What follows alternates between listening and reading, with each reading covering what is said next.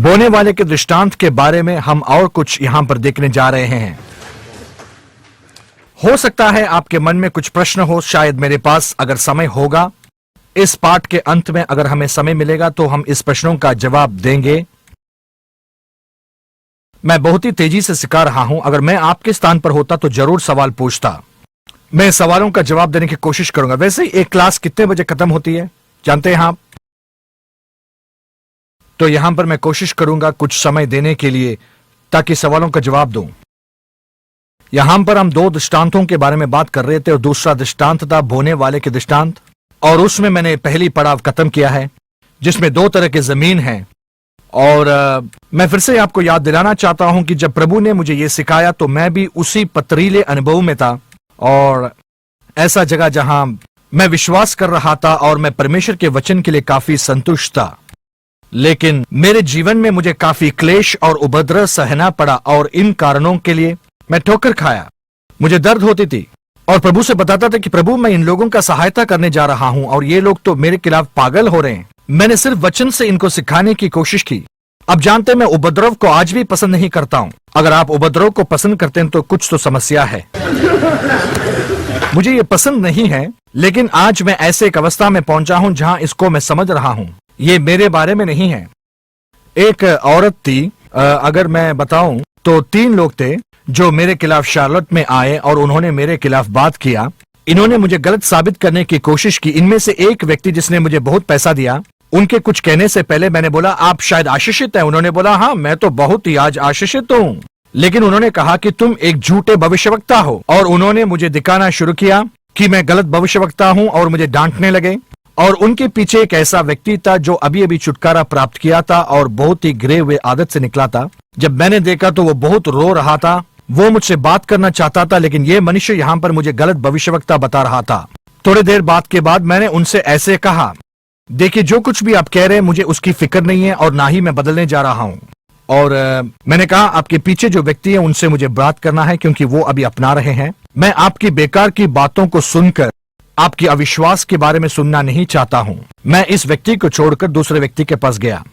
इसलिए मेरा कहना है कि मैं इसमें आनंदित नहीं हूं, लेकिन एक बात की एहसास मुझे हुआ है, आपको उपद्रव और क्लेश सहना ही है और एक दिन ऐसे एक स्थान पर पहुंचना है जहां आप जान ले कि परमेश्वर का वचन ही सही है और यह सिद्ध बात नहीं है।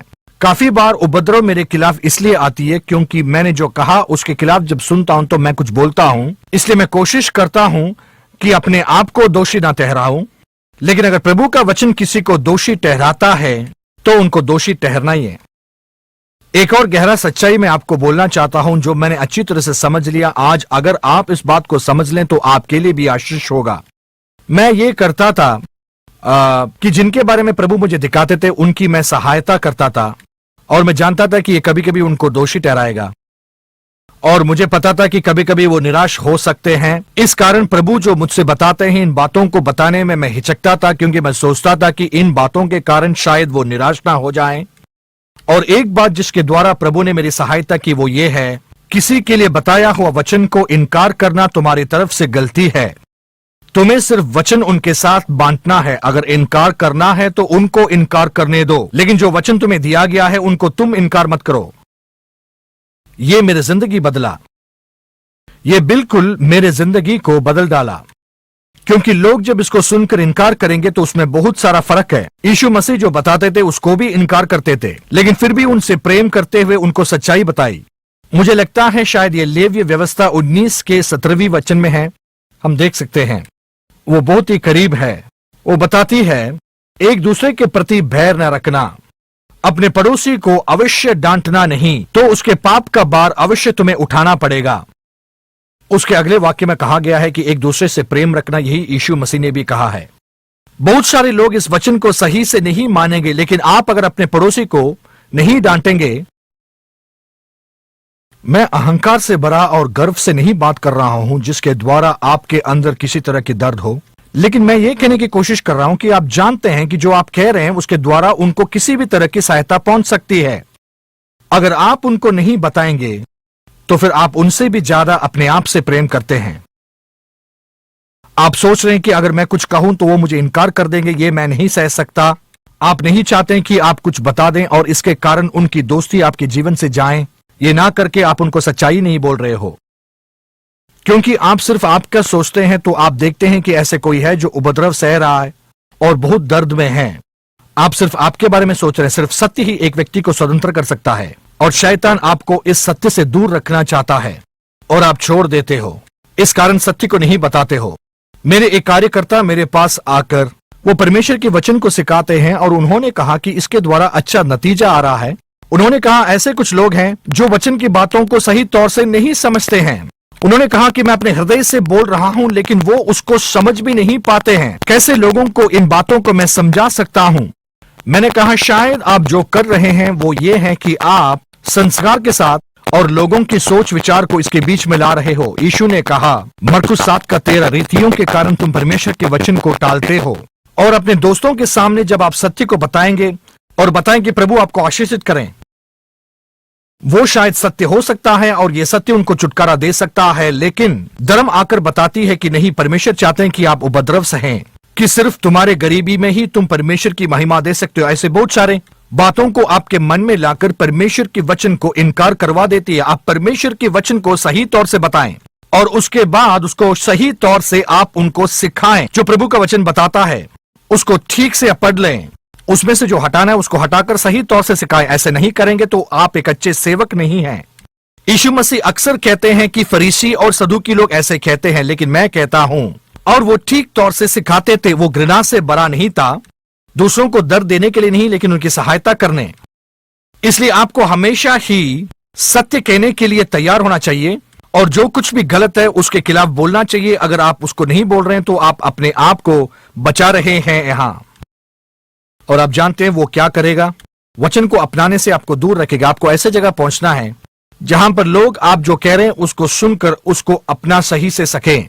एक ऐसा शब्द है जो आज के जमाने में उपयोग किया जाता है और वो है स्वनिर्भर होना। आज बहुत सारे लोग दूसरे पे निर्भर हैं, प्रभु की समर्थन नहीं बल्कि लोगों की चाहते हैं। आप में से बहुत सारे लोग हैं जो ये सोच भी नहीं सकते हैं कि आपकी पति, आपकी पत्नी, आपके माता पिता आपका समर्थन ना करें। आपके साथ काम करने वाले आपके कलीसिया के लोग, आप ऐसे कोई भी काम नहीं करेंगे जहां पर ज्यादा कतरा हो, जहां उनकी समर्थन खोना पड़े। आप दूसरों पर पूरी तरह से निर्भर हैं। जिन लोगों पर ज्यादा निर्भर करते हैं वही आपको छोड़ देंगे। इसलिए यीशु के अलावा किसी और व्यक्ति पर निर्भर ना हो। आपको ऐसे स्थान पर पहुंचना जहां आप यीशु को प्रसन्न कर सकें। अगर आप वो करें जो वो कह रहा है और आपको संसार ही छोड़ दें, ठीक है, लेकिन आप वही करेंगे जो प्रभु ने कहा है। जब यीशु मसीह ने संदेश दिया तो लोग आकर उसको राजा बनाना चाहते थे, लेकिन उसने कहा कि तुम यहां पर उसकी खोज में नहीं हो, क्योंकि मैंने तुम्हारे पेट को भरा है और तुमको रोटी मिला है। तुम मुझे राजा नहीं बल्कि तुम्हारे जरूरतों को पूरे करने वाले एक स्रोत बनाना चाहते हो। इसलिए उनको उत्साहित करके बोला कि इस दुनिया के विनाश होने वाली रोटी को ना ढूंढे बल्कि परमेश्वर की उपस्थिति से मिलने वाली रोटी को प्राप्त करें। उन्होंने कहा हमें वो स्वर्गीय रोटी दो। उसने कहा मैं ही हूं वो रोटी जो तुम्हारे पास आया हूं, मैं ही वो मन्ना हूं जो तुम्हें खाना है। और लोगों ने इसको सही तौर से नहीं लिया। लोगों ने कहा कि गलत बोल रहा है, कैसे हम एक शरीर को खा सकते हैं? आप जानते हो आज के एक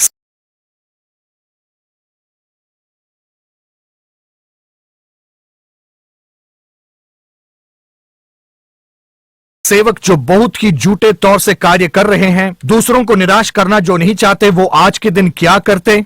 हम बताएंगे कि अरे तुमने गलत तौर से इसको समझ लिया, मैं आपको समझाता हूं और इसके लिए 2 घंटा लगेंगे। अपने आप को बचाते हुए ये कहते हुए कि आपको शारीरिक तौर से यीशु को खाना नहीं है। लेकिन यीशु मसीह क्या कहते? यीशु मसीह ने यह कहा कि तुम जब तक मेरे शरीर और मेरे खून को नहीं पियोगे तुम इसको प्राप्त नहीं कर सकते। इसको और भी बुरा कर दिया और पवित्र आत्मा पर निर्भर हुआ कि परमेश्वर की वचन को ये अच्छी तरह से समझ लें। इसके अलावा समझाने की कोशिश नहीं की। लोगों ने समझा कि ये कुछ गलत ही कह रहा है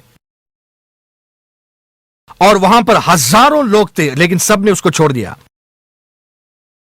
आप जानते हैं जिस तौर से हम आज कुछ करते हैं शायद ऐसा होता। एक उदाहरण के लिए आप सोच लीजिए कि मेरे संगति के लिए हजारों लोग आया करते हैं और लोग कहते हैं कि देखो एंड्रू की संगति में कितने लोग आ रहे हैं, और मैंने कुछ कह दिया कि सब के सब एक दिन चले गए, फिर मेरे अगले संगति में सिर्फ 12 ही हैं दिखते हैं।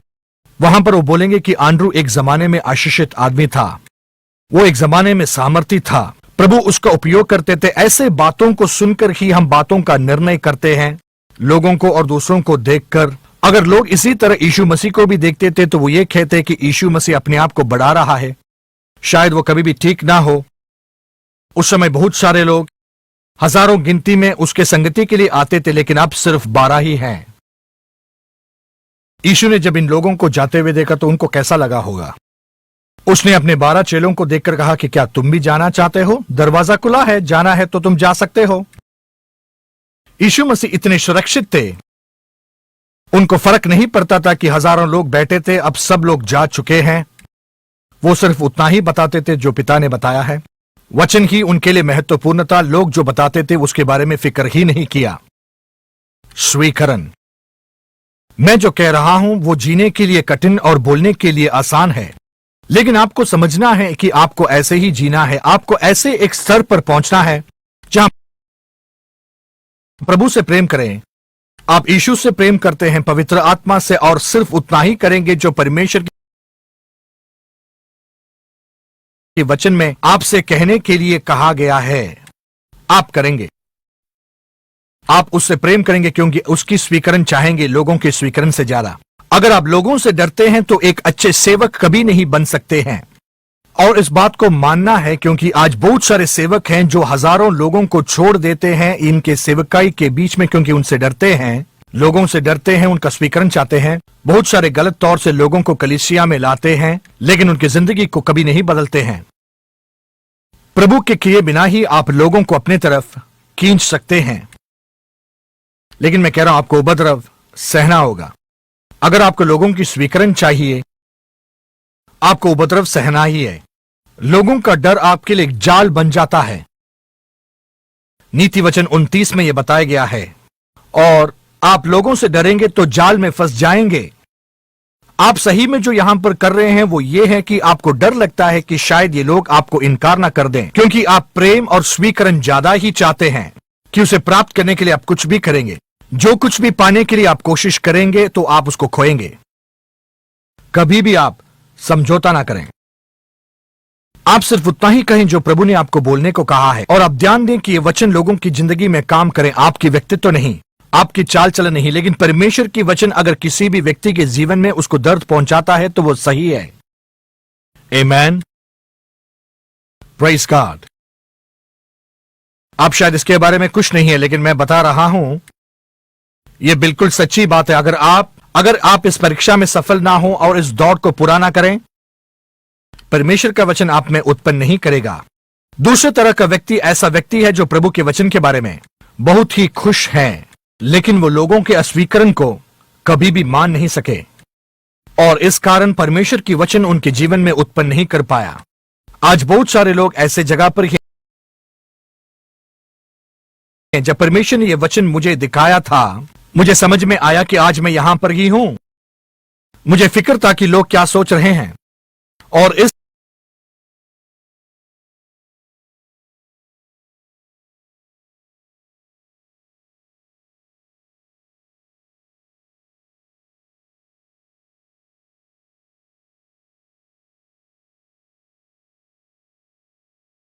कारण हम समझौता करते। मेरा मतलब है, हमने कुछ सही बात बताया और उसके 24 घंटे में हमारे दोस्तों को खो बैठे और कलीसिया से बाहर निकाले गए।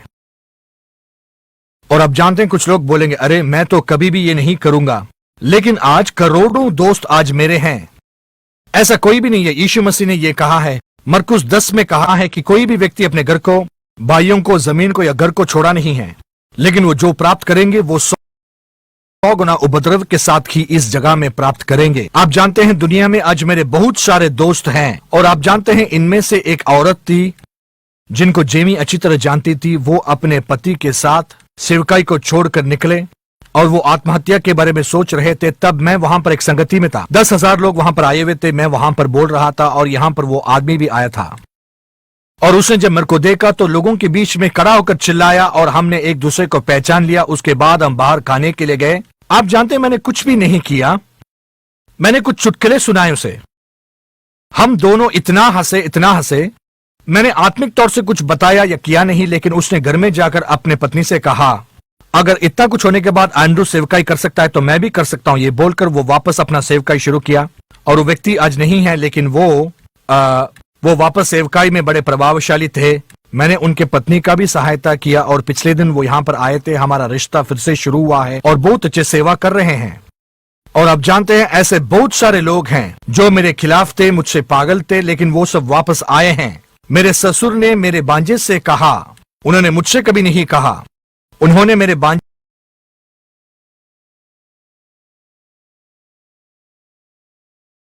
से बताया कुछ बातें जो हमारे जीवन में हुआ था। उन्होंने कहा कि हाँ, मैं एंड्रू के साथ कभी कभी गलत तौर से पेश आता था। और मेरे भांजे ने पूछा, किस तरह से आपने वापस अपने रिश्ते को कायम किया? तो उन्होंने बताया कि हम सिर्फ उनसे प्रेम ही करते थे और प्रेम के अलावा कुछ भी नहीं। और फिर से हम दोस्त बन गए। अब जानते हैं, आप जब समय देंगे तो प्रभु इन सब रिश्तों को वापस लाते हैं। आमीन। लेकिन आप एक डरपोक नहीं होना चाहिए कि मुझे इस व्यक्ति को खुश रखना है। अगर इस व्यक्ति ने मुझे स्वीकार नहीं किया तो बहुत बुरा होगा। तो फिर आप इस व्यक्ति को उस जगह पर बिठाए हुए हैं जहां पर यीशु को रहना है। आमीन या बाप रे, सिर्फ यीशु मसीह ही है जो आपके लिए मरे। इनमें से कोई भी ऐसा नहीं है जिसके हाथ या पैर में आपके खातिर कील की निशानी हो। आमीन। सो आपने पूरे मन से प्रभु का प्रेम किया। यह बहुत ही सामर्थ्य है। इस बात पे मैं बहुत देर तक बात कर सकता हूं। और यहाँ 18वीं वचन में यह बोला गया कि जो झाड़ियों में बोए गए ये वो हैं जिन्होंने वचन को सुना और संसार की चिंता की और धन का धोखा और वस्तुओं का लोभ उनमें समाकर वचन को दबा देता है और वो निष्फल रह जाता है। उस शब्द पर ध्यान दें जहां बताया गया कि वो निष्फल हैं। लूका के सुसमाचार में बताया गया कि ये कोई भी फल को पूर्णता पे नहीं पहुंचाते। दूसरे शब्दों में, पहला व्यक्ति ऐसा है जिसने पहली परीक्षा को पार किया है। वो परमेश्वर के वचन को समझकर अपने आप में उसको समाया। वो दूसरे परीक्षा भी जीते। वो ऐसे लोग थे जो परमेश्वर के वचन की बचाव करते थे और उनके जीवन में उपद्रव नहीं था। और क्लेश आने के कारण उन्होंने परमेश्वर के वचन को कभी नहीं छोड़ा, पूरी तरह से वचन के लिए कड़े रहे। ये करने के कारण उनके जीवन में हम देखते हैं वो बढ़ने लगे और उनके अंदर एक फल था जो शायद सिद्ध ना हो। वो पूरी तरह से पूरा नहीं था। वो उस डाली पर जाकर गिरे और उसमें से उपज नहीं हुआ। आप इसमें से देख सकते हैं कि प्रभु का वचन उनके जीवन में था, लेकिन उस वचन ने उनके जीवन में कोई भी काम नहीं किया। ये इसलिए बोला गया है कि दुनिया की जो भी रीति रिवाज है वो ऐसे ही है। इस दुनिया के सारे अमीरी ने और दूसरे बहुत सारे चीजों के कारण अब वचन नहीं रहा। इस उदाहरण को बताना ऐसा है जैसे कि हमने एक बीज को बोया। आपको सिर्फ एक बीज बोकर उसको पानी देना ही नहीं, जंगली पौधों को निकालना है। आपने जिस बीज को बोया उसके चारों ओर की पौधों को नहीं निकाला तो इस धरती को पोषण देने के लिए एक क्षमता अपने ही अंदर होती है। और अगर आप कुछ और तरह के बीज को बोएंगे तो धरती के अंदर की सारे पोषण को ये बीज खींच लेता है और जिस पौधे को आप उगाना चाहते हैं उसके पोषण को ये खींच लेता है और इस कारण वो खत्म हो जाता है। अगर आपको एक अच्छा पौधा, एक अच्छा उपज चाहिए तो उसके चारों ओर की पौधों को हटाना है। इसके चारों ओर किसी और चीज को रहने की अनुमति आप कभी भी नहीं दे सकते हैं। अगर ऐसा नहीं किया तो आपके पौधे का पोषण वो जड़ सारा खींच लेगा। और यही चीज हमारे मसीह जीवन में है। बहुत सारे लोग पहले 2 परीक्षा में सफल हो जाते हैं, लेकिन उसके बाद इस दुनिया की बातों में वो उलझ जाते हैं। ये पाप होना जरूरी नहीं है। आपको पाप में होना जरूरी नहीं है। आप परिवार के अंदर ही उलझ सकते हैं। परिवार में कोई गलती नहीं है, ये तो प्रभु के दिए हुए हैं, लेकिन आपका जो चाल चलन है। मैं बहुत सारे ऐसे लोगों को जानता हूं, उनके जो बच्चे हैं 5 या 6 विभिन्न कार्यों में रहते हैं और वो यहां जाते हैं, वहां जाते हैं और बहुत सारे कार्यों के एक समय में करते हैं। सही से अगर बताऊं तो इस तरह के बच्चों की जो मां होती है उसको ये नहीं पता है कि समय के कमी के कारण उसके जीवन में से सारे वचन खो जा रहे हैं। भूल गई। ये पाप नहीं है, ये आपका दैनिक जीवन ही है। आज जो चीज हमारे पीढ़ी पर प्रभाव डाल रही है वो ये है, वो अक्सर वो माध्यम है और जो शिल्प विज्ञान जो हमारे सामने आज है। मैं जानता हूं आप में से कुछ लोग कहेंगे कि मैं गलत हूं, आपके पास आपका सोच और मेरे पास मेरा है। लेकिन ऐसे सार्वजनिक माध्यम है जैसे ट्विटर और फेसबुक है जिसके कारण लोग इतने घंटे उसमें व्यतीत करते हैं बताते हुए कि मैं अभी उठ रहा हूं, अभी मैं अपने रसोई घर में जा रहा हूं और शायद मैं एक कॉफी पीऊंगा। कौन देखता है ये? कौन फिक्र करता है? लेकिन ऐसे बहुत सारे लोग हैं जो बहुत समय ऐसे चीजों में बिताते हैं कि वो एक दूसरे के बारे में सुनते बोलते घंटों बैठ जाते हैं। मेरे बच्चे वो परमेश्वर में अच्छी तरह से जीते हैं, लेकिन वो घंटे भर कंप्यूटर के सामने बहुत सारे ऐसे चीजों को ढूंढते रहते हैं, बहुत सारे अजीब चीजों को ढूंढते रहते हैं। आप जानते हैं ये पाप नहीं है, लेकिन ये वचन को निकाल देगा। आप सिर्फ थोड़ा सा ही ध्यान देते हैं, इतनी ऊर्जा इसमें बिता देते हैं कि आपकी जो समय होती है आप उसको पूरी तरह से इसमें बिता देते हैं, टेलीविजन पर या इंटरनेट पर या फिर किसी और से बात करते हुए, चाहे कुछ भी हो, इन सब बातों में आप बहुत सारा समय बिताते हैं और आपको पता है कि आप वचन के लिए समय नहीं देते हैं।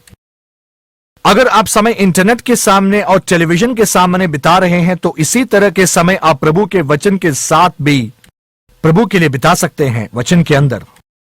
बहुत सारे लोग सोच रहे होंगे कि क्या मैं इसके विरोध में बोल रहा हूं कि क्या इंटरनेट, टेलीविजन और ट्विटर, फेसबुक गलत है। नहीं, इसमें कोई भी गलत बात नहीं है अगर सही तौर से उपयोग करे तो। इसका उपयोग सही तौर से करना चाहिए, लेकिन मैं बता सकता हूं कि आज के हर इंसान वो पूरी तरह से इन बातों में समा हुआ है, बहुत ज्यादा, और ये प्रभु के वचन को खत्म कर देती है। आप जानते हैं उन जमाने में बच्चे ऐसे चीजों में नहीं रहते थे, वो अलग अलग तरह के नृत्य नहीं सीखते थे, अलग अलग तरह के कराटे नहीं सीखते थे, और इसमें और उसमें वो बहुत सारे उलझे नहीं थे। लेकिन आज के माता पिता सोचते हैं कि ऐसे नहीं करेंगे तो अपने बच्चों को वो इनकार कर रहे हैं।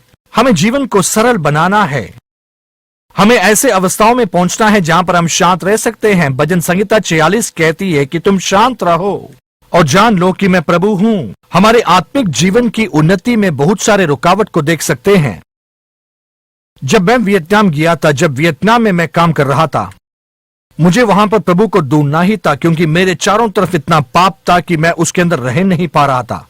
ऐसा समय था जब एक दिन में 12 से लेकर 15 घंटे तक मैं परमेश्वर के वचन में था, अपने आप को सुरक्षित रखने के लिए, मेरे हृदय को प्रभु में केंद्रित रखने के लिए। जब मैं वहां से बाहर आया तो मैं पूरी तरह से बढ़ा हुआ था, बहुत ही ज्यादा। यीशु मसीह बहुत सच्चे थे और प्रभु के साथ मेरी बहुत ही पक्की एक रिश्ता थी। जब मैं वहां से बाहर आया तो विश्वासियों के साथ रहने में मुझे बहुत ही खुशी थी। जब मैं किसी के साथ सेवकाई में सहायता कर रहा था तो कुछ ही मसीह लोगों से मिला। वहां के अच्छे विश्वासियों को मैंने प्रभु में लाया। मेरे चैपलिन भी प्रभु को नहीं मानते थे, वो अविश्वासी थे। जो लोग वहां पर विश्वासी थे उनको मैंने प्रभु में लाया था और वहां पर हमारे बीच की संगति बहुत ही कम थी। जब मैं बाहर निकला तो मैं इतना खुश था कि मैं सब संगति के लिए जाता था। मैं एक टैक्सी की तरह काम कर रहा था। मेरे गाड़ी में 15 से 20 लोगों को मैं बिठाता था, एक के ऊपर एक को बिठाकर हम हर दिन शाम के वक्त परमेश्वर की संगति के लिए बहुत दूर तक जाते थे। रात के 1-2 बजे तक हम ऐसे रहते थे और दुनिया के बहुत ही मशहूर प्रचारकों के सुने हम बहुत सारे जगह पर संगति के लिए जाते थे और बहुत सारे मसीह लोगों के साथ मैं अपने समय को बिताता था। बहुत सारी संगति थी और उसके ठीक 1 महीने बाद मेरे आत्मिक जीवन कमजोर हुआ और मैंने प्रार्थना किया कि प्रभु क्या गलत है।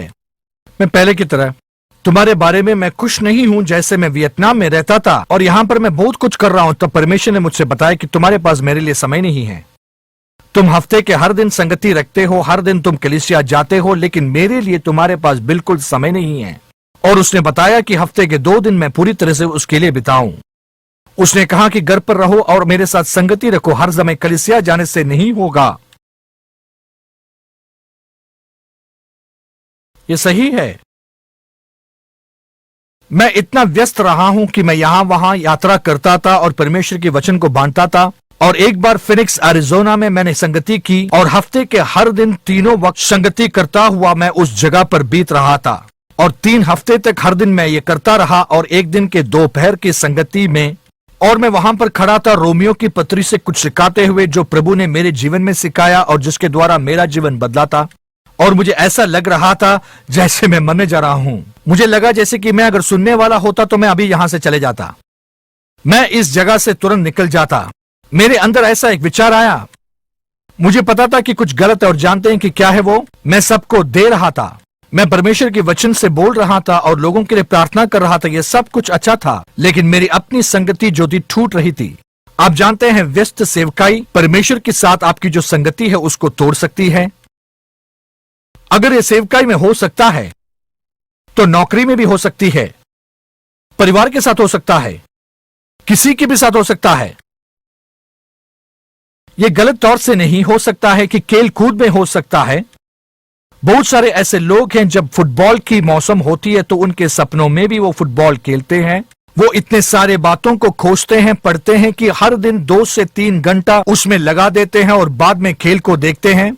उनके पसंद की टीम की ही नहीं बल्कि दूसरे टीम का भी ऐसे 7 से 8 घंटा वो देखते रहते हैं। ये खेल देखते हैं। सिर्फ फुटबॉल ही नहीं, कुछ भी हो सकता है। खेल कूद में या किसी और चीज में कोई गलती नहीं, लेकिन ये जब ज्यादा हो जाती है तो आपके जीवन को उलझा देती है और प्रभु के वचन से दूर रखती है, क्योंकि आप बहुत ही व्यस्त हैं। ये वचन को निकाल रहा है। कुछ भी वचन को निकाल सकता है। ये पाप होना जरूरी नहीं है। आप शायद प्रमोशन के लिए दौड़ रहे हैं या अपने व्यापार के लिए एक व्यवसाय शुरू करने के लिए भागना पड़ता है, लेकिन इसके कारण प्रभु के वचन से आप दूर हो जाते हैं। पैसा तो मिलता है लेकिन प्रभु के लिए समय नहीं होता है। क्या हो गया? आप बहुत ही शांत हैं।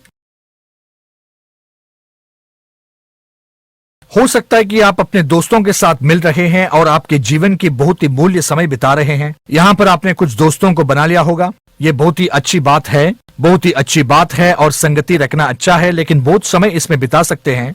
एक दूसरे के साथ संगति रखते हैं कि प्रभु के लिए समय नहीं लेते हैं। यह आपके रिश्ते को बिगाड़ देगा। जैसे मैंने आपसे कहा, यह एक विकास है। एक ऐसा जमाना था जब प्रभु के वचन में से कोई भी मतलब मैं समझना नहीं था। ये वहीं पर था, मेरे ही सामने था, लेकिन इसके बाद मैं इसको समझने लगा। इसके कारण मुझे बहुत खुशी मिली। इसके कारण जो उपद्रव आने वाले थे उसके बारे में प्रभु ने मुझे दिखाया और समझाया। लेकिन आप जानते हैं, आज भी मैं ये विश्वास करता हूं कि शायद मैं तीसरे या चौथे जमीन के बीच में ही हूं। मैं आज भी मेहनत कर रहा हूं और मैं बहुत ही व्यस्त हूं। मैं कल रात बहुत देर से आया। आज मैं 4 घंटे यहां सिखा रहा हूं। उसके बाद प्रार्थना है, वहां पर 1 घंटे में बिताऊंगा। वैसे 5 घंटे में यहां बिताऊंगा आप लोगों के साथ। दोपहर के बाद 2 या 3 संगति है, तो 6 बजे तक मैं आपको नहीं छोड़ने वाला हूं। और उसके बाद जब मैं घर पहुंचूंगा, पता नहीं कैसे रहूंगा। शायद मैं प्रभु के वचन के साथ समय ना बिताऊं। और आप जानते हैं, ये अच्छा नहीं है। और हर दम मुझे ये पता लगाना है कि क्या मैं बहुत ही व्यस्त रहता हूं मेरे जीवन में। इन सब बातों को रखते हुए मैं ये करता हूं। ये बहुत ही एक महत्वपूर्ण बात है और एक पाप नहीं है जो मुझे रोक रहा है। अच्छी बात यह है कि मैं बहुत सारे लोगों के साथ समय बिता रहा हूं। आप जानते हैं, जो भी संगति के लिए मैं जाता हूं, वहां पर 1 या 2 घंटे पहले मैं पहुंचकर लोगों के साथ प्रार्थना करता हूं। उसके बाद भी मैं उनके साथ समय बिताने के बाद आता हूं और मैं वहां पर लोगों के बीच में सेवकाई करूंगा। बहुत अच्छा है और लोग वहां पर आते हैं। पिछले हफ्ते हमारे इस संगति के लिए ऑस्ट्रेलिया से एक परिवार हमारे बीच आए। आप जानते, इस परिवार को देखकर मैं काफी खुश था और शायद उनके साथ समय बिताने के लिए नहीं था। मेरे लोगों को मुझे बताना था कि अगले दिन सुबह मुझे उठना ही है, सोमवार सुबह, कल सुबह मुझे उठकर, ताकि बहुत ही जल्द हम जा सकें और 3 घंटा यात्रा करके शार्लेट आके प्लेन लेके वापस हम घर पहुंच पाएं। और उसके पिछले रात, शनिवार की रात, मुझे आधी रात तक रुकना पड़ा और उस कलीसिया के पासवान आके वहां के लोगों के बोले उनको जाना है, कल वापस आइए। अगर उन्होंने ये नहीं किया तो मुझे वहीं पर रहना पड़ा होता। मैं आधी रात तक वहां पर रहकर फिर 1 बजे सोकर 5 बजे नहीं उठ सकता। ये नहीं कर सकता हूं, इसलिए मैंने लोगों को बताया कि मुझे जाना ही है। और मुझे पता है लोगों को इससे निराशा हुआ। लोगों ने ऐसा सोचा होगा कि मैं इतने दूर से आया और इनके साथ मुझे समय नहीं मिला। लेकिन आप जानते हैं, कुछ चीजों में रोक लगाना ही है। अगर आप ये ना करें, आपकी सेवकाई प्रभु के साथ की संगति को तोड़ सकती है। आप शायद ऐसे सोच लीजिए, आपके बीच में ऐसे कोई नहीं है कि अगर आपने काम लिया और वो कहते हैं कि 24 घंटे जब भी हम बुलाएं आपको आना है। अगर वो आपको रात को बुलाएं 1 या 2 बजे, आपको उठना है, तैयार होकर आपको आना है और आपके काम को करना है। आप शायद ऐसे चीज नहीं करेंगे। आप शायद 24 घंटे तक काम करेंगे, उसके बाद एक दिन आप शायद छुट्टी ले लेंगे। मेरा बोलने का मतलब यह है कि आप 24 घंटे ऐसे नहीं बिताएंगे ताकि आपको कोई छुट्टी भी ना मिले। और शायद आप ऐसा कुछ नहीं करेंगे जिसके द्वारा आपको इस काम के बाहर की जिंदगी ना मिले। लेकिन आप जानते हैं, जब सेवकाई की अनुमति आप देंगे, ऐसे लोग हैं जो आपको किसी भी दिन के किसी भी समय बुलाएंगे। एक औरत थी जिसने सुबह की 4 बजे मुझे बुलाया। जब कहीं पर जाकर मैं ठहरता हूं तो किसी और के नाम से रहता हूं ताकि लोग मुझे बुला ना पाए। लेकिन वो, उनकी बेटी जो है, मर गई थी। उसी जगह पर, उस होटल में वो मर गई जहां मैं था। और जो लोग वहां पर हमारे संगति की आयोजना की, वो सारे लोग उस औरत के साथ उस कमरे में सुबह के 3 बजे प्रार्थना कर रहे थे, और मैं जो था 1 बजे ही सोया। मुझे सुबह 6 बजे उठना था, और 4 बजे मुझे उठाकर उन्होंने कहा कि मेरी बेटी मर गई, और मैंने उनके लिए प्रार्थना किया। उन्होंने मुझसे बताया कि क्या आप यहां आ सकते हैं। मैंने उनको बताया मुझे आज 5 और संगतियां हैं, अगर आज पूरी रात मैं जागा रहा, मैंने कहा अगले 3 या 4 दिन के लिए मैं अपने लोगों के लिए या लोगों के लिए प्रार्थना नहीं कर सकता। बहुत सारे लोग आने वाले हैं, मेरे 3 या 4 कार्यकर्ता उनके लिए प्रार्थना कर रहे थे। मैंने कहा मैंने प्रार्थना किया है, और अचानक इस औरत ने कहा कि तुम शैतान के हो, तुम एक गलत आदमी हो, अगर एक अच्छे सेवक होते तो तुम मुझसे मिलने के लिए अभी आते। और वो मेरे ऊपर चिल्ला रही थी, और मैंने फोन को नीचे रख दिया। अब जानते हैं मुझे कितना दुख और दर्द पहुंचा, लेकिन मैंने सीखा है कि मैंने अगर ऐसे अनुमति दिया तो बहुत सारे लोग होंगे जो पूरी रात मुझे जागे रखेंगे। 2 या 3 दिन तक वो सही रहेगा, लेकिन उसके बाद मैं पूरी तरह से खत्म हो जाऊंगा। आप शायद अपने नौकरी में से नहीं करेंगे, लेकिन सेवकाई में ऐसा होता है। बहुत सारे लोगों को मैं जानता हूं। मेरे यहां पर एक दोस्त हैं जो कोलोराडो स्प्रिंग्स में रहते हैं, जो 3 या 4 साल तक के लिए कोई छुट्टी पे नहीं गया, क्योंकि उसके काम में इतना व्यस्त है, और इसलिए वो अपने परिवार के साथ 2 या 3 साल के बाद पहली छुट्टी पर जा रहा था, और वो अपने घर के दरवाजा बंद कर रहे थे, और वहां फोन बजने लगा। उनके पत्नी ने कहा उसको बजने दो, मत उठाओ, प्लीज उसको मत उठाना। लेकिन उन्होंने कहा कि मैं एक पासवान हूं, मुझे उसका जवाब देना ही है। और उन्होंने जाकर जब फोन उठाया तो उनके डीकन थे, उनके परिवार में कोई गुजर गए थे, और उनको बताया कि उनको यहां पर आना है, इसलिए उन्होंने अपनी छुट्टी को कैंसिल किया और जाकर लोगों के बीच सेवकाई की। और उन लोगों को यह पता भी नहीं था कि क्या हुआ। आप जानते हैं क्या है? देखने में अच्छा है, लेकिन गलत है। आपको जरूर प्रभु के लिए प्रथम स्थान देना है, उसके साथ संगति रखनी है, कि आपके जिंदगी के बहुत ही प्रमुख चीजों को आप भूल ही ना जाएं। आपको यह करना है। ये आदमी अपने जीवन में, मैंने बहुत बार इससे बात किया है, और वो ये नतीजे पे पहुंचे कि वो हर सोमवार को छुट्टी ले लेंगे। और उन्होंने शनिवार के दिन और रविवार के दिन काम किया, और उन्होंने योजना बनाई कि सोमवार के दिन वो पूरा छुट्टी लेंगे। अपने कलीसिया से कहा कि मैं आपसे प्रेम करता हूं, लेकिन अगर मैं अपने परिवार के लिए समय नहीं दिया तो मैं एक अच्छा आदमी नहीं हूं, इसलिए आज के बाद सोमवार के दिन छुट्टी है। कलीसिया में आप किसी और को बुला सकते हैं।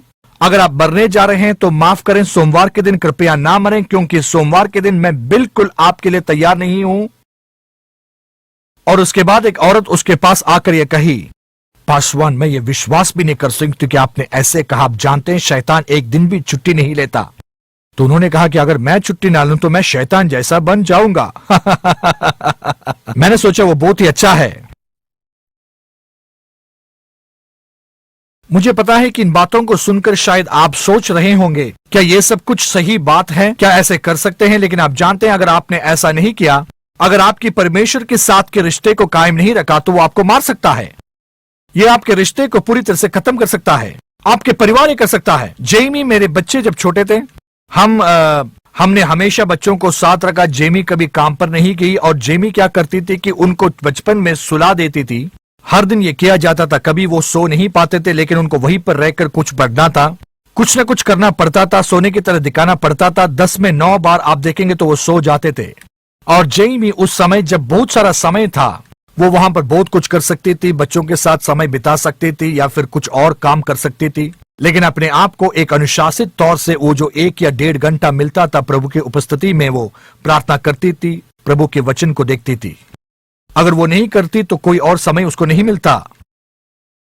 अगर आपको किसी चीज पर समय देना है, जो कुछ भी आपको करना है, बहुत सारे लोग ये कभी करते नहीं है, प्रभु के वचन को समय नहीं देते। यही यहां पर बोला गया है। ये तीसरी बात है, ऐसी चीज है जो आपको रोक सकती है। परमेश्वर की वचन आपके जीवन में काम करने से जो चीज आपको रोकती है, वो सांसारिक चीज है जिसमें आप उलझे रहते हैं, ये सोचते हुए कि आपको ये सब कुछ करना है। आज सुबह मेरे मेज पर पड़ी एक गवाही को मैंने पढ़ा।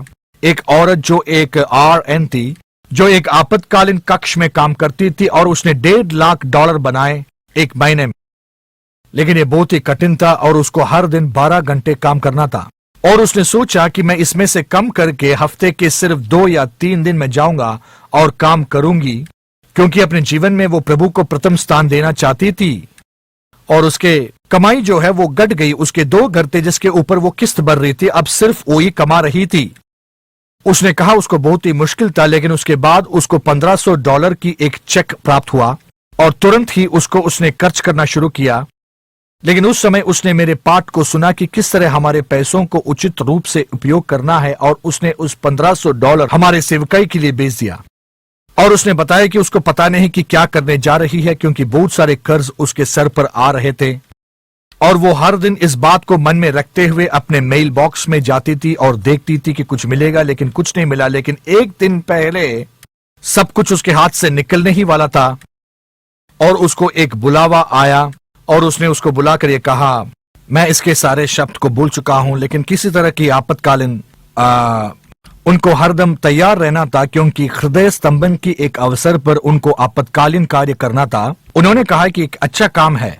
वो सिर्फ वहां बैठती है, और करीबन 6 दिनों में 5 दिन वो सिर्फ वहां बैठती थी और परमेश्वर के वचन से ज्यादा पढ़ती थी। और अचानक जब कुछ होता था तो वो जाती थी और उस कार्य में ध्यान देती थी। उनको पहला तनख्वाह मिला, और आज भी आपातकालीन कक्ष में पहले की तरह 2 दिन वो काम करते थे। और उन्होंने कहा कि पहले से ज्यादा पैसा मिल रहा है, और वो पूरे दिन सिर्फ परमेश्वर के वचन को ही पढ़ती थी। देखिए, परमेश्वर की स्रोत है। अगर आप निर्णय लें कि आप परमेश्वर को प्रथम स्थान देंगे, तो परमेश्वर ऐसे कार्य करेंगे कि आपको परमेश्वर के वचन पढ़ने के लिए ज्यादा समय मिल पाए।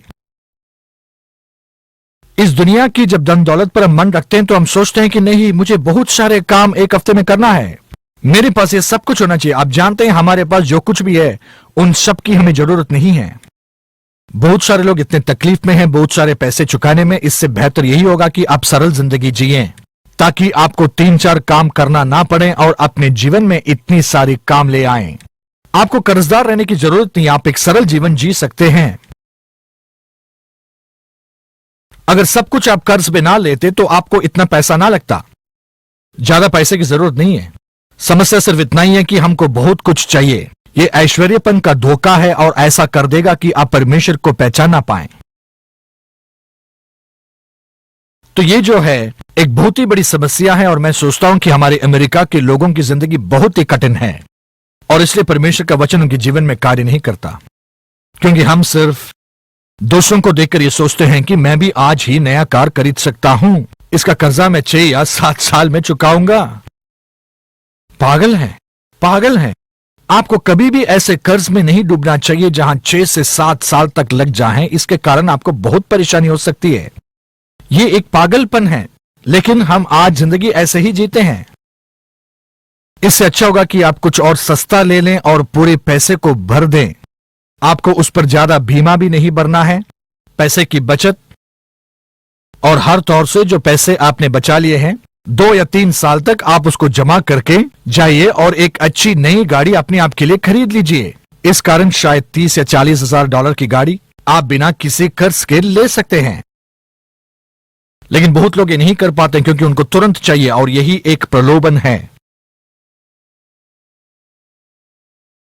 मेरे पास बोलने के लिए बहुत कुछ है इसमें से, लेकिन मैं विश्वास करता हूं कि पवित्र आत्मा आपको यह समझाए और आपसे कहे कि हम समय और पैसे पर ध्यान दें। आप जानते हैं, बहुत सारे लोग मुझ पर उपकार करते हैं, और किसी ने मुझे एक गाड़ी दी और मैं बहुत कम उसको उपयोग करता हूं, और बहुत सारे लोग मुझसे पूछते हैं आप क्यों नहीं उस पर बाहर जाते हैं। मैं कहता हूं ये मेरे लिए बहुत महत्वपूर्ण बात नहीं है। एक गाड़ी अच्छा है, इसमें हरदम घूमना जरूरी नहीं है। अगर मेरे जिंदगी में और कुछ मुझे चाहिए तो वो एक नया काम है, ताकि मैं ज्यादा व्यस्त रहूं। और भी बहुत कुछ चीजें हैं जो मैं करना चाहता हूं, लेकिन मेरे पास समय नहीं है। मेरे पास बहुत काम है। मेरे जीवन में आनंद लेने से ज्यादा बहुत सारी काम और हैं। आमीन। तो कल मैं अपने परिवार के साथ बाहर जाकर एस्पन को देखना चाहते हैं। अगर कोलोराडो में रहकर ये ना देखूं तो ये एक पाप है। इसलिए घर पर ऐसे बहुत सारी चीजें जिसमें मैं व्यस्त रहता हूं, लेकिन अगर मुझे समय मिलता तो 1 या 2 हफ्ते तक मैं घूमता। आपको आपके जीवन में प्राथमिक कार्यों के लिए महत्वपूर्णता देना है, क्योंकि बहुत सारे ऐसे अच्छे कार्य भी हैं जो परमेश्वर के वचन को आपसे निकाल सकता है। मैं जानता हूं कि मैं ऐसे ही लोगों से बात कर रहा हूं जिन्होंने अपने जीवन को परमेश्वर के लिए अर्पित किया है, और आप परमेश्वर को प्राथमिक स्थान देंगे। ये बहुत ही अच्छी बात है, लेकिन मैं आपसे कहूंगा कि और भी महत्वपूर्ण चीजों को आपके जीवन में आपको बदलना है।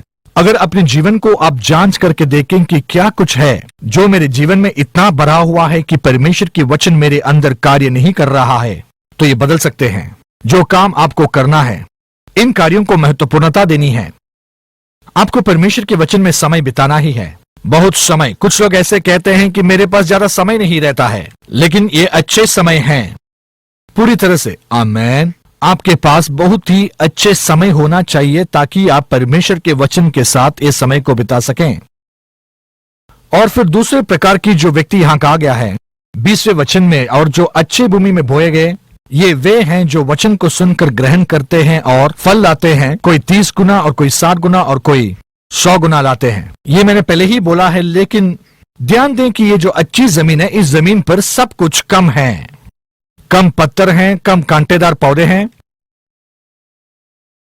परमेश्वर के वचन आपके जीवन में कार्य करके उत्पन्न करने के लिए आपको ज्यादा नहीं बल्कि कम ही रहना है। आपको अपने जीवन में परमेश्वर के कार्यों के लिए प्राथमिक स्थान देना है।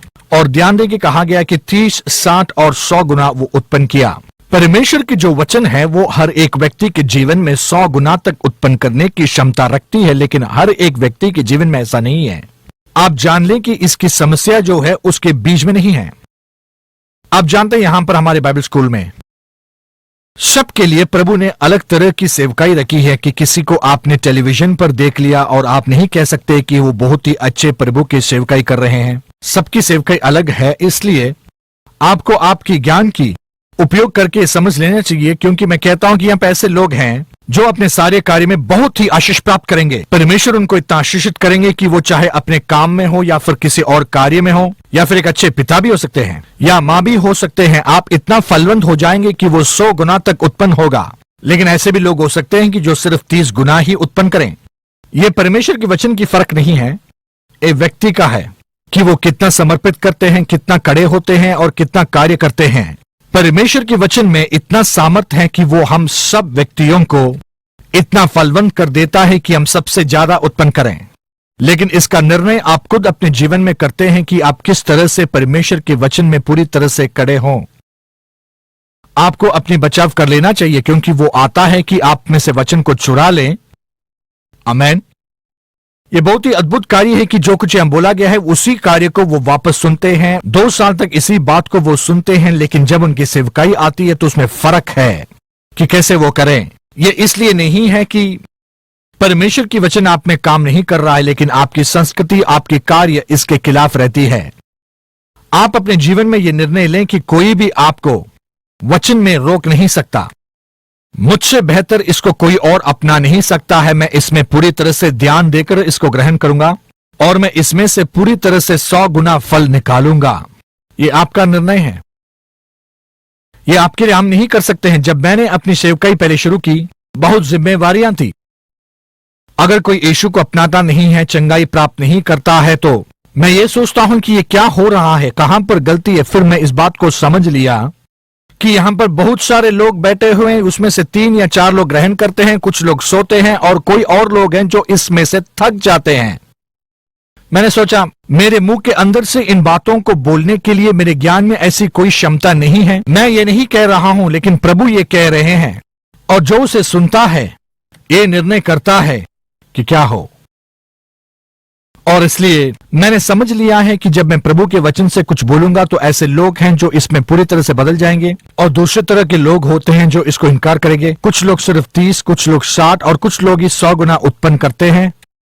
ये मैं या यहां पर जो पढ़ाते हैं वो अध्यापक नहीं है, लेकिन फर्क आप लाते हैं। और अगर ये बात पूरी तरह से सच है तो फिर आपको कहना है कि हे प्रभु, मैं अपने जीवन में पूरी तरह से इसे प्राप्त करूंगा, क्योंकि मैं जानता हूं कि ये वचन मेरे जीवन में प्रभाव कर सकता है। इसको सिर्फ कहना ही नहीं है, लेकिन परमेश्वर के वचन को प्राथमिक स्थान देना चाहिए ताकि कुछ और आकर इसको चुरा कर ना लें। अच्छे कार्य भी नहीं, आप दूसरों के बातों में ध्यान देकर अपने जीवन से परमेश्वर के वचन को निकाल ना दें, क्योंकि इसी बात को पौलुस ने कहा, 1 तीमुथियुस 4 अध्याय कहा है कि आप पवित्र रहें ताकि सब लोग इसके बारे में देख सकें। ये जो बात है आपको काली समय में करना नहीं है, आपके पूरे समय में करना है। आमीन। जो यहां पर 30, 60 और 100 गुना फल लाते हैं। हालेलुया। मेरे सामने सिर्फ 6 मिनट बाकी बचा हुआ है। क्या आपके पास कोई प्रश्न है? हाँ जी। I can appreciate it that you liken these soils to pearls, but you started off in stony ground. Is there any hope for those that are starting out where the seed was sown by the wayside? बिल्कुल सही है। आपको एक अच्छी समझ को प्राप्त करना ही है। आप जिस वक्त परमेश्वर के वचन में ज्ञान प्राप्त करें तो आपको समझ लेना चाहिए कि आपको आगे बढ़ना है और इस कार्य को करने के लिए किसी भी तरह की क्लेश और उपद्रव को आपको सहना ही है। मैं समझता हूं कि परमेश्वर चाहते हैं कि आप समझें, क्योंकि ये समझ जो होती है वो परमेश्वर के हाथों में नहीं है। ये ऐसा है कि पवित्र आत्मा हरदम तैयार है कि आप जो कुछ भी पढ़ें, आप पवित्र आत्मा से हैं कि प्रभु मुझे इसमें से समझाएं, वो समझाएगा आपको। वो चाहता है कि आप अच्छी तरह से इसे समझ लें। मैंने हमारे समझ की क्षमता की जो बात कही वो बिल्कुल ठीक है, लेकिन परमेश्वर की आत्मा आपके लिए तैयार है कि आपको इन बातों में पूरी तरह से समझाएं। लेकिन इसका निर्णय और नियंत्रण आपके जीवन में आपको करना है कि आप क्या देखें, कि किस बात में आप समय बिताएं। अगर आप बताएंगे कि ये पवित्र आत्मा मैं चाहता हूं कि मैं आपके साथ समय बिताऊं, तो आप पूछें ताकि वो आपको इस बातों को समझने की क्षमता दें और आप इसको पूरी तरह से ग्रहण करें। लेकिन इन बातों को करने के लिए सबसे पहले आपको ही निर्णय लेना है। आप इसको शुरू करते हैं, लेकिन परमेश्वर की सामर्थ इसे अच्छी करती है। वो चाहता है कि आप समझ लें कि अगर आप अपने हृदय को खोलेंगे, एफेसियों की पत्री उसके पहले अध्याय की 15वीं वचन से अगर आप पढ़ना शुरू करेंगे, 14 से लेके उस अध्याय के अंत तक, वो दोनों प्रार्थना करें। मैं यकीनन कह सकता हूं कि आप अच्छा ज्ञान प्राप्त करेंगे। मैंने वो प्रार्थना हजारों बार की है। कोई और? हाँ जी। I don't understand why the world has rejected the baptism of the Holy Spirit, and with all the things that we've studied over and that the Word says about receiving it and speaking in tongues and the benefits of it.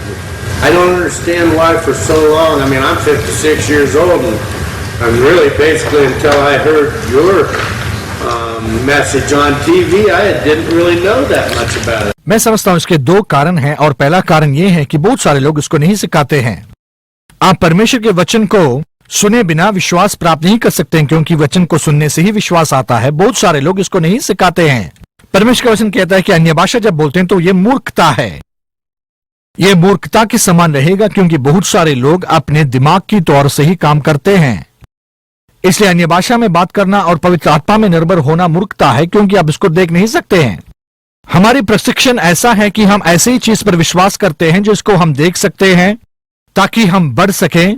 हम दिन में सपने देखते हुए जीते हैं और ऐसे बातों में विश्वास रखते हैं जो मनुष्य कहते हैं और जिसको देख सकते हैं, लेकिन इसके कारण प्रभु के वचन को खोते हैं। इसलिए ये दो चीजों की मिलाव है। कुछ लोग इसको इनकार करते हैं, दूसरे तरह के लोग ऐसे होते हैं जिन्होंने इसको सुना है लेकिन इस पर विश्वास नहीं कर पाते हैं, क्योंकि उनको इसी तरह सिखाया गया है। लोग इसको महत्वपूर्ण नहीं समझते हैं। और आप यहाँ पर परमेश्वर के वचन को लगातार सुनते रहेंगे, लेकिन फिर भी वो कार्य इसलिए नहीं करता है क्योंकि आप इसको ग्रहण नहीं करते हैं।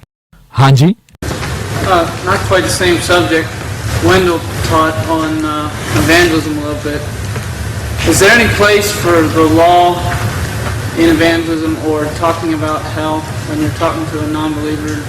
जरूर, यहाँ परमेश्वर के वचन में कहा गया है। मैं देखना चाहता हूँ, शायद ये पहला या दूसरा तिमोथियुस में हो सकता है। ये पहला तिमोथियुस में है। ये कहता है, और व्यवस्थापक तो होना चाहते हैं, पर जो बातें कहते और जिन बातों को घरते से बोलते हैं। 8वां वचन, यदि कोई व्यवस्था को व्यवस्था की रीति में काम में लाए तो वह बलि है। ये व्यवस्था की रीति क्या है यहाँ पर बताया गया है, ये जानकर कि व्यवस्था धर्मी जन के लिए नहीं, पर अधर्मियों, निर्कुशों, भक्तिहीनों, पापियों, अशुद्धों, घात करने वालों के लिए है। सोच लीजिए, ऐसा व्यक्ति है जो अभी प्रभु को अपनाया नहीं और अपने जीवन के भलाइयों पर पूरा भरोसा करता है, तो उसको प्रभु के भलाइयों के बारे में बोलना चाहिए।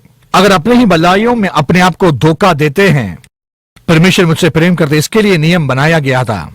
व्यवस्था को इस रूप में लें कि एक तलवार की तरह उसका काम करें और अब कभी भी उस पर अफसोस न करें। आप बताएं कि मैं दिखाऊंगा कि आपकी धर्म जो है परमेश्वर के उपस्थिति के सामने कैसा है। ये बात उनको अच्छी तरह से समझा देगा, और इसी बात को वचन के द्वारा आपको करना है कि एक व्यक्ति समझ ले कि उसको परमेश्वर चाहिए, तो फिर वो ठीक है।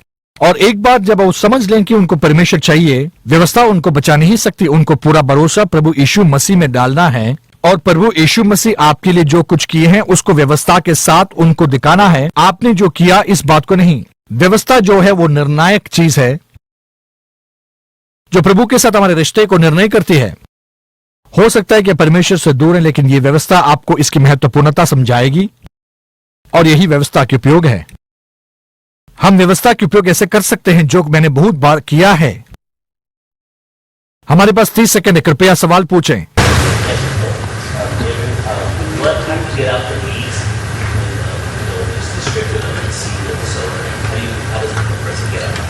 मैं समझता हूं कि जो ये कांटे हैं ये गलत उपदेश हैं, और ऐसे बहुत चीज हो सकते हैं। जब आप एक कार्यक्रम देख रहे हैं उसमें बहुत अच्छे कार्य होंगे, जो मैं समझता हूं कि बहुत ही कठिन है अच्छे कार्यक्रम देखना। अगर अच्छे कार्यक्रम मिल भी जाएं तो विज्ञापन आपको मार देगा। वो आकर ये और वो बताएंगे कि ये अच्छा है, ये लेकर आप खाओ तो ठीक हो जाएंगे। ये सब उस कांटे की तरह है जो अविश्वास को लाएगा। जो विश्वास जो है वो सुनने से आती है, और ये जो सुनना है वो परमेश्वर के वचन के द्वारा आता है। उसके विरोध के सारे कार्य आपके अंदर अविश्वास को उत्पन्न करती है। बहुत सारे लोग ऐसे कार्यक्रम को देखते हैं जहां पर गाने होते हैं, संगीत होता है, और ये सब चीजें उनके अविश्वास के लिए होता है। ये सब ऐसे कांटे हैं जो आपके अंदर की ऊर्जा को और सामर्थ्य को निकाल देगा, जिसमें अविश्वास हो जाए। तो आप जो हैं इन कार्यक्रमों को बंद कर दें और पूरे ध्यान जो है परमेश्वर के वचन में आप लगाएं। और अगर ऐसे चीजों को आपके खिलाफ कोई कर ले, भूल जाएं उसको। यशायाह 54 के 17